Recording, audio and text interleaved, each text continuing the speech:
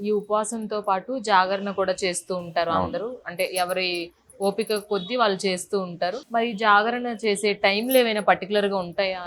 ఉంటదండి. రాత్రి అంటే మనం జాగరణ చెయ్యాలి. అయితే మనం ఇందాక అన్నట్టు యాక్చువల్‌గా పెద్ద సబ్జెక్ట్ భగవంతుడంటే. మనం ఊరికే అనుకున్నంత సబ్జెక్ట్ గాదు. భగవంతుడనేటువంటి ఒక శక్తి అనమాట. ఒక శక్తి ఉత్పన్నమవుతుంది మా దేవాలయంలో. ఆ శక్తిని స్వీకరించడానికి లింగోద్భావ సమయంలో మనం తప్పకుండా మన దగ్గరలో ఉన్నటువంటి శివాలయంలో మనం ఉండాలి.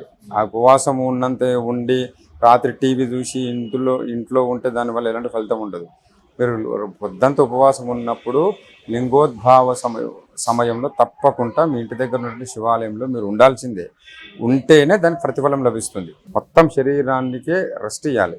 ఇచ్చి ఓం నమ శివాయ పంచాక్షరి మంత్రంతో దాన్ని ఫిలప్ చేసుకుంటే రాత్రి లింగోద్భావ సమయంలో ఉద్భవించేటువంటి శక్తి మనం స్వీకరించడానికి అవకాశం ఉంటుంది.